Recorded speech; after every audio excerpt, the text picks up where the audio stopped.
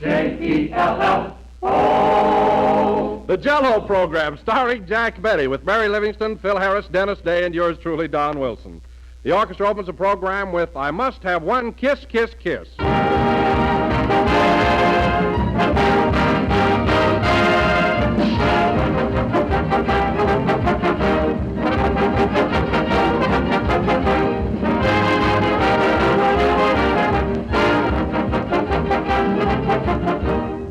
If you ever had a chance to peek into some of the quaint old cookbooks of centuries past, you may have noticed that many of the meat recipes begin with the amusing words, "First catch your fowl." Well, in much the same way, many of the finest dessert recipes today might begin with, "First get some Jell-O, for with Jell-O in your kitchen cupboard, you're all set to make some of the grandest desserts you ever dreamed of." No matter how you serve it, Jell-O will prove the masterpiece of the meal. Perfectly plain in a mold of brilliant color, crimson strawberry, golden lemon, or sea green lime. Cut into shimmering little cubes or whipped up into a beautiful fluffy lightness, or molded in colorful layers. Jell-O is always extra good because it has extra rich flavor, a flavor that rivals the real ripe fruit itself. Just be sure to get genuine Jell-O when you buy, because the name Jell-O is a trademark, the property of General Foods. So look for those big red letters on the box. They spell Jell-O.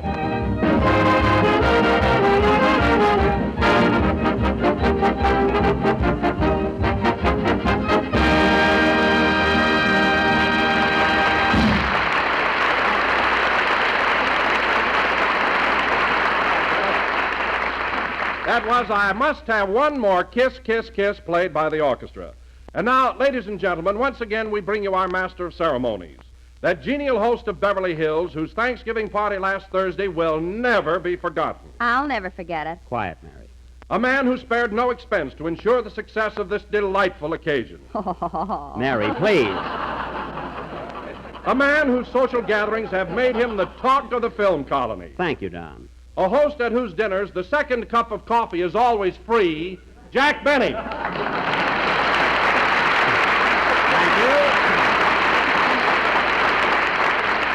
Thank you. Hello again. This is Jack Benny talking. And, Don, I'm glad you had such a nice time at my Thanksgiving party. But what did you mean the second cup of coffee was free? I was only kidding, Jack. Mary was ribbing you, so I thought I'd join in. It was really a grand evening. Well, thanks, Don. And it's for you, Miss Livingston. That's the last time you'll ever have dinner at my house. Oh, Jack, don't be so touchy. Well, who wouldn't be? Gee, you're getting so sensitive lately. It's simply awful. Just the same, you're not eating at my house anymore. Who cares? My ticket is punched out anyway. My, that's comical. You know, it seems strange, Mary, but you're the only one that gets bored when I invite the gang over. Hey, Phil. What is it, Jackson? Did you have a good time at my Thanksgiving party? Yeah, it's the first time I ever got a hangover from a turkey. Phil, you don't have to tell me how you got a hangover. You were doing all right long before you came to my house. What do you mean? When I opened the front door, you fell in like a body in a murder mystery. Not only that, you brought me a manhole cover.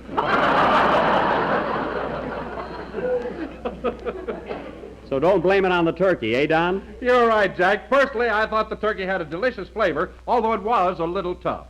Tough? Why, Don, how can you say that? It was as tender as it could be. That turkey wasn't a bit tough. Go on, it had muscles like Earl Lederman. Oh, it did. Well, it's too bad it was so virile.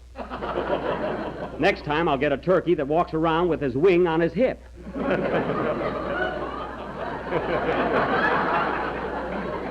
Maybe you'll like that better. And, oh, boy, the soup you served. You know, Phil, it reminded me of that new picture. What picture? The rains came. Well, I suppose it wasn't a hit. Listen, fellas, if my party was such a big flop, how did it happen to crash the newspapers? It was right on the society page of the Beverly Hills Citizen. The Beverly Hills Citizen? Yes, Don, I got it right here. Get this. Here, read it to him, Mary. Okay. Do you suffer from itchy skin? If so, try... It's on the other side. Here, give me that. I'll read it. Listen, fellas. Jack Benny entertains. That's the headline. Last Thursday night at his cozy home on Roxbury Drive, Jack Benny, star of stage, screen, and radio, gave the outstanding party of the social season. Among those present were Mary Livingston, Don Wilson, Mrs. Lucretia Day and her son Dennis, Phil Harris, Andy Devine, and Mr. Homer T. Schmink. Homer T. Schmink? Who was he? Oh, he was the fellow that delivered the ice cream and wouldn't go home.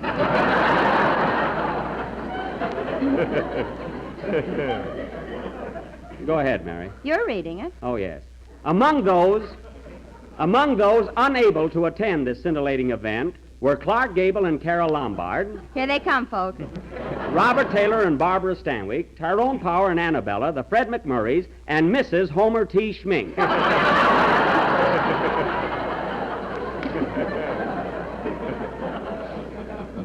A good time was had by all. How's that for a write-up? Let me see that, Jack. Here you are, Mary. Look at that big print on top. Jack Benny Entertains. Yeah, and look at that little print at the bottom. ADVT. ADVT. Yes, that means an ad, and you paid for it.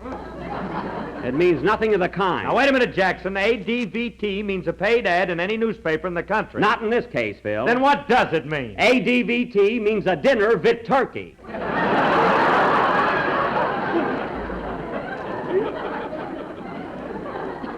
That's what it means. Vit turkey? Yes, vit turkey. Oh, Jack, you're wonderful. All right, Mary, I don't care what you say. I consider that a very lovely notice. It certainly was, Jack. It certainly was, Jack. And you know what I enjoyed most at the party? What, Don? The games we played afterwards. Gee, it was fun, wasn't it? Yeah, those games are silly, but it's great when you play the old ones, like spin the bottle, pin the tail on the donkey. Holy smokes, did we play games? Yes, Bill, we pinned the tail on you 8 times, and you didn't even feel it. And you know why. No fooling. Say, Jackson, I meant to ask you something. Who was that cute girl I was dancing with all evening? Forget it, Phil. Oh, no. Who was that girl I was dancing with? You know, the one in the ermine wrap. Phil, I said forget it. Forget it nothing. She was a cute kid, and I want to call her up. All right, Phil, that cutie was Carmichael. That's who you were dancing with. I thought she had a cold nose.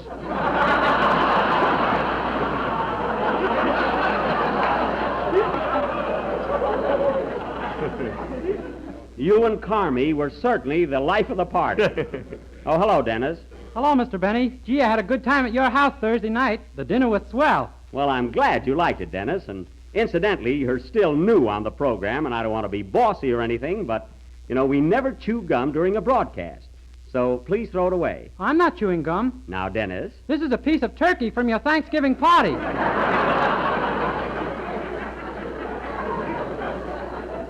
Oh, well, you must have got the only tough piece. Your mother didn't have any trouble, Dennis. She had 2 wings and a drumstick. Where is she? Flat on her back.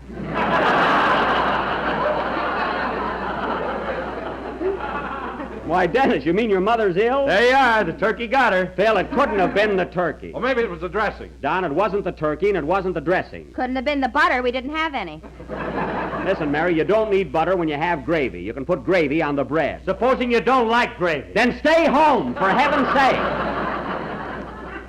A big issue over butter and gravy. Now, let's forget about my party. I don't know what you kids are complaining about. I got a big piece of butter. Why, certainly. All you had to do was ask for it. Don asked for a piece of butter, and I gave it to him. He had to burn his finger first.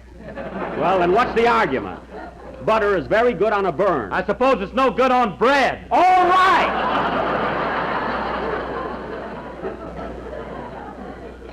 The next time you fellas come to my house, I'm going to have nothing but butter. Just plain butter. A great big hunk of butter. Should we come formal? Yeah, come forward. Let's drop it.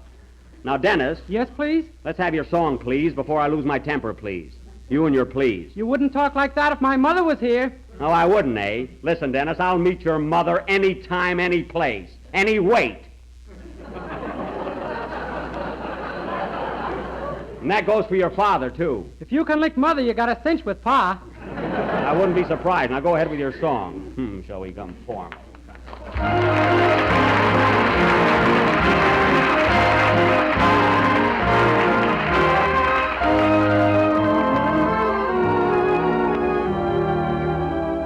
Faithful forever, whatever I do, remember I'm true. Remember that.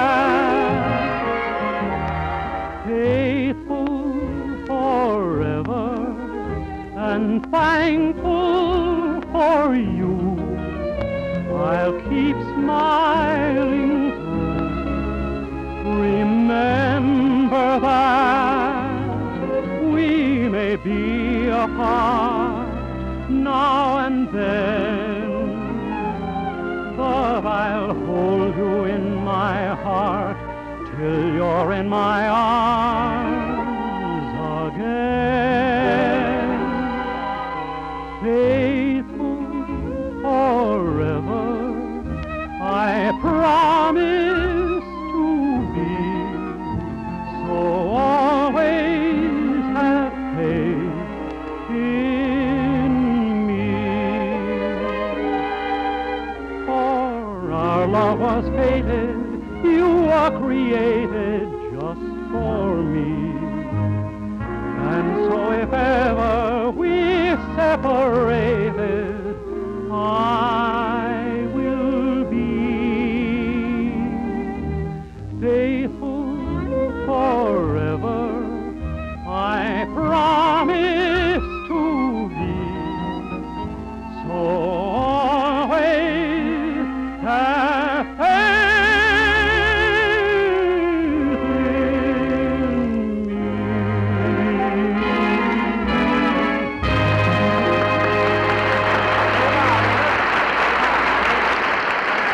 Very good.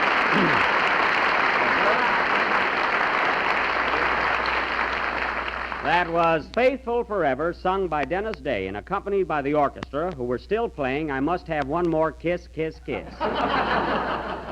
And you both did very well. By the way, Dennis, I'm sorry I spoke so sharply to you a little while ago, but I was rather annoyed and I took it out on you. Oh, that's all right, Mr. Benny. You're about the only one around here who shows me any respect. So just keep on being a good boy, that's all I ask. You know, there's a certain formula for getting along with me, Dennis. Be grateful, act polite. And let Jack save your money. Nice going, Mary. Listen, Mary, I've had just about enough of those insults and gags at my expense. If you and Geronimo don't like it here,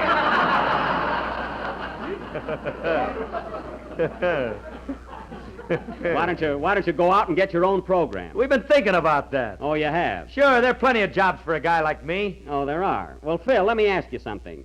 Have you ever driven your car across the Mojave Desert? Sure, why? Well, did you ever notice that just before you start across the desert, right on the edge of it, there's a gas station that says Last Chance? Yeah, what about it? Well, 3 years ago, when you got a job on this program, I was that gas station.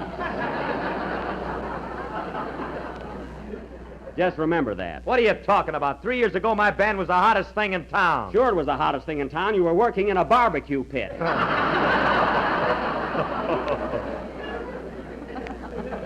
Sam's rib joint. Music while you munch. So don't tell me. Well, we all have our ups and downs. I'm considered the top band leader today. Oh, you are, eh? Right now, I'm at the pinnacle of my career. Pinochle. Oh, boy, what a guy. You know, Phil, sometimes when I look at you, all I can do is shake my head. Just shake my head. You wouldn't if you could stop it. A good stiff collar will take care of that.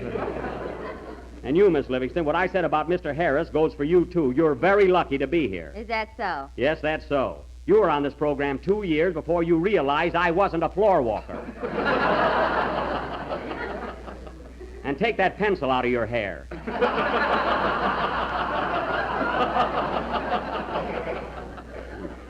Boy, am I clicking tonight. That's your teeth. Oh, my head shakes and my teeth click. I'm doing quite a rumba above my shoulder. Now get away from me.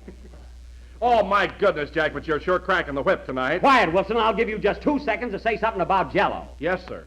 Ladies and gentlemen, the next time you go to your neighborhood grocer, be sure to ask him for a package of Jell-O. It comes in 6 delicious flavors. Well, what are they? Name them. Yes, sir. Strawberry, raspberry, cherry, orange, lemon, and lime. All right, what do you look for? What do you look for? Be sure to look for the big red letters on the box. They spell Jell-O. Okay, now go and sit down. And now, ladies and gentlemen, we'll have a number by Phil Harris and his orchestra. Get moving, buddy. Yes, Mr. Legree. Well, snap into it. What are you laughing at? You remind me of another picture. Never mind. The devil is a sissy. Well, maybe I did lose my head. Play, Phil. Gee, I'm a regular Dr. Jekyll and Mr. Hyde.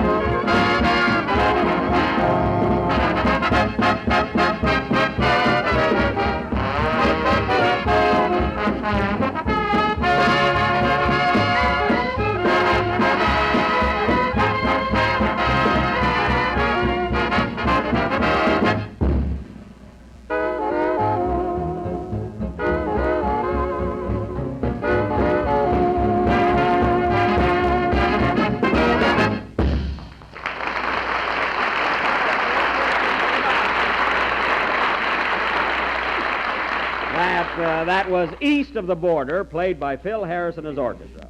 And now, ladies and gentlemen... Wait a minute. That was south of the border. I know, Phil. That was just my way of saying you were off the beam.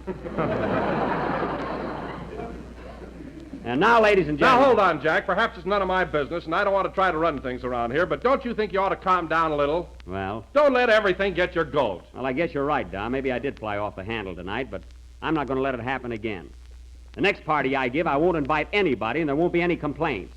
I'll just sit there all by myself. Just me. Just plain me. And a big hunk of butter. At least I'll be happy. That's not asking too much. Well, Jack, I just can't hold out any longer. This whole thing was a rib. A rib? Yeah, every one of us thought that dinner of yours was marvelous. No kidding, Jack. The turkey was delicious. Best I ever tasted. Oh, it was, eh? Yeah, the piece I got is swell. Well, Dennis, stop chewing it. Give up already. So you fellas enjoyed the turkey, eh? We sure did. Well, kids, I can't hold out any longer either. To show you guys you know nothing about food, that bird I served Thursday night wasn't turkey at all. It wasn't turkey. No, it wasn't. It was duck, wild duck. I shot him myself. Who held him? Nobody held him. I shot him right out of the air. Mary was with me. You mean when we were out hunting with Annie Devine? Yeah, so don't pan the food, fellas, when you don't even know what you're eating. So you went duck hunting with Andy, huh? Was it fun? Oh, you should have been there, Don. Jack was a scream. Never mind. Boy, what he doesn't know about a gun. I know plenty about guns, Mary. When I was on the rifle team in Waukegan, they used to call me Bullseye Benny. Bullseye. I can make it shorter than that.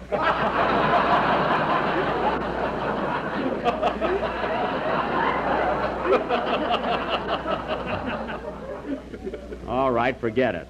What happened at the duck hunt, Barry? Well, It's not important. Jack and I left Tuesday and stayed overnight at Andy's ranch. I see. And about 4 o'clock the next morning, I was down in the kitchen helping Andy's mother get breakfast. Uh-huh. Well, anyway, Andy went upstairs to wake up Jack.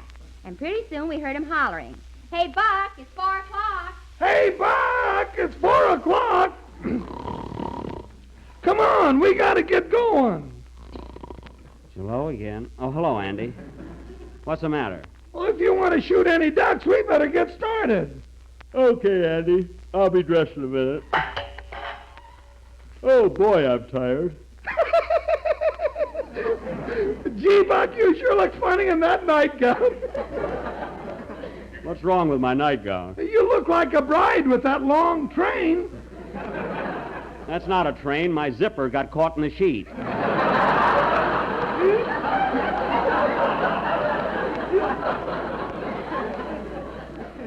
Where's Mary? She's downstairs with Ma getting breakfast ready. What, Mary Livingston up at 4 o'clock in the morning? Oh, boy, I bet she's grouchy. Oh, no, Buck, she's cheerful as a lark. Oh, she can't be. She is, too. I'm telling the story. Oh.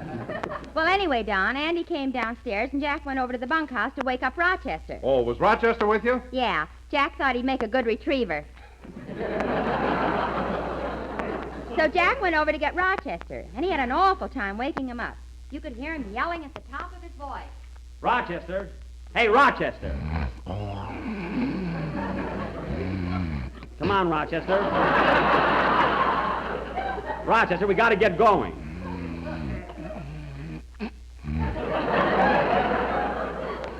Rochester, wake up. What time is it, sugar?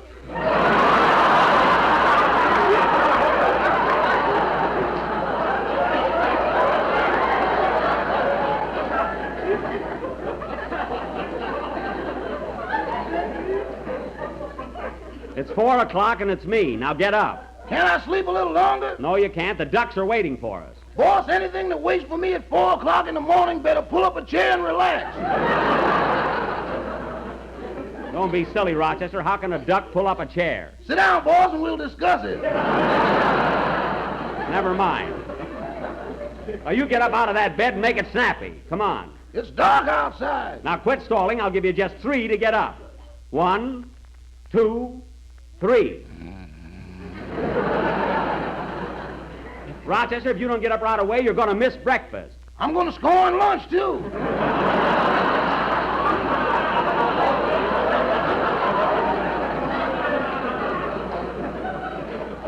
All right, very well. I'm going into breakfast right now. And for your information, Rochester, we're having pork chops. Central Avenue pheasant. Here I come, boss. I thought so. Now hurry it up.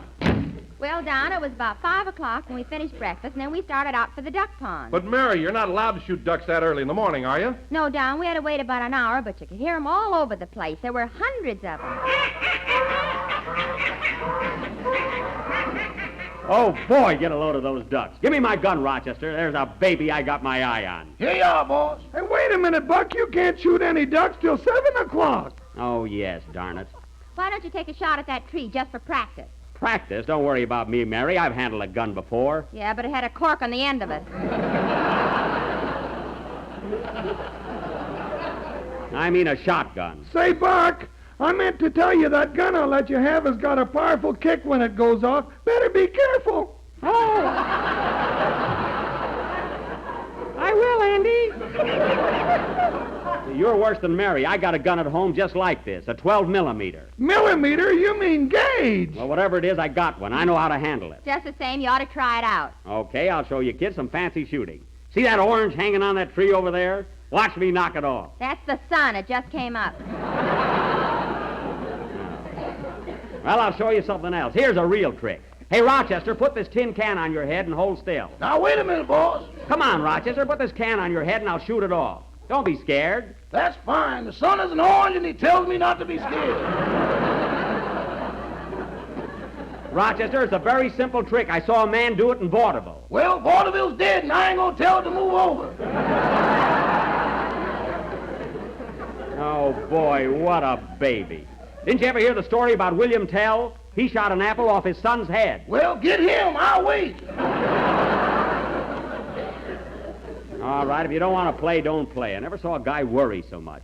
Hey, Andy, come here a minute. What do you want, Buck? Hold your cigarette up in the air. I'll shoot it out of your fingers. Nothing doing, Buck. I gotta unlace my shoes tonight. Oh, what a game. No one's game to do anything. Well, if you want to try out the gun, why don't you shoot at that elm tree over there? All right, I'll bore a hole right through it. Now, be careful of that gun. It kicks like a mule. Oh, Andy, let me alone, will you? Now watch, everybody. I'm aiming right for that tree. Suppose I don't know how to hold a gun, eh? Wait a minute, Buck. Just close one eye. Oh, that's right. And take your finger out of your ear. Mary, don't distract me. All right, here I go. Ready, aim, fire. Ooh, You missed it, Buck. yeah. Pick me up, Andy.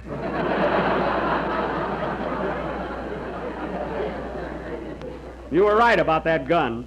Oh, Jack, look at that big flock of ducks over there in that cove. Big fat ones. Yeah, let's sneak over and hide in the bushes. Yeah, we'll be all ready for him at 7 o'clock. Now be quiet, everybody. Say, Andy, how many ducks are we allowed to get? I mean, what's the limit? 10 apiece. Oh, boy, 20 ducks. Now remember, Rochester, all the ducks I shoot, you'll have to carry home. Boss, if a duck flies slow enough for you to hit, he's too old to eat.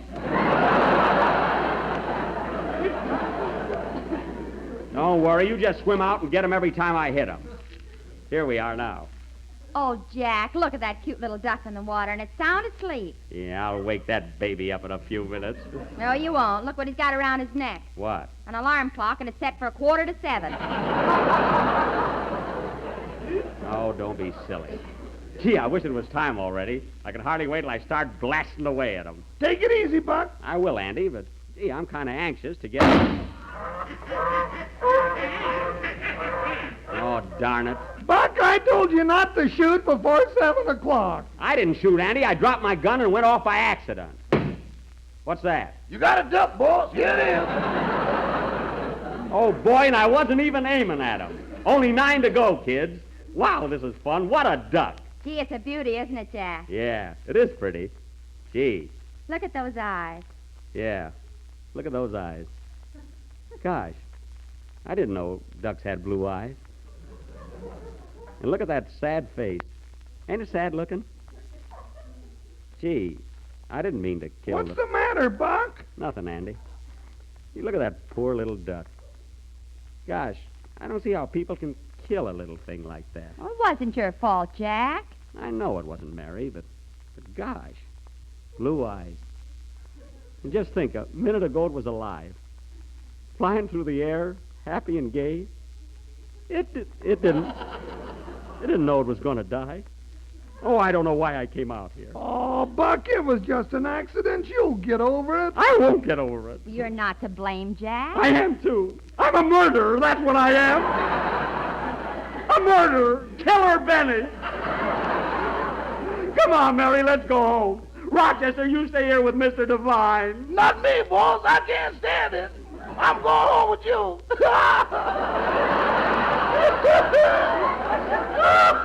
All right, Rochester, if you're so sad, put down that duck. So long, Andy. So long, Buck.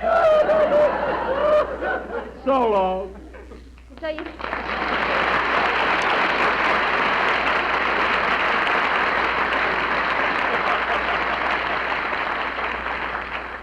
So you see, Don, that's exactly what happened when Jack went on a hunting trip. But, Mary, if that's the case, where did Jack get the wild ducks for the dinner? He bought them in a market, and they weren't any wilder than he is. Well, at least my conscience is clear. I can sleep nights. Play, Phil. You know, foreign visitors to this country look upon the average American supper table as one of the wonders of the world, and I agree with them. Why, every night of the year, the American table laden with foods that are fit for a king. Yet they're common items in the simplest American menu.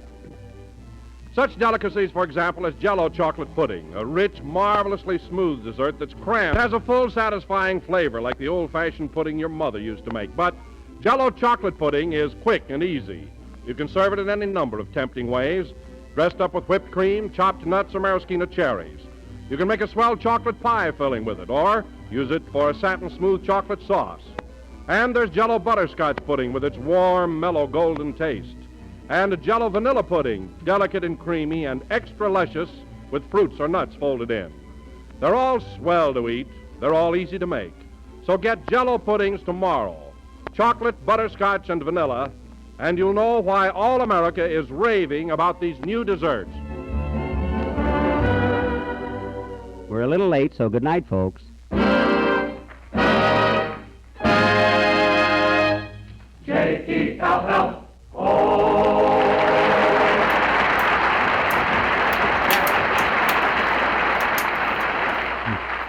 This is the National Broadcasting Company.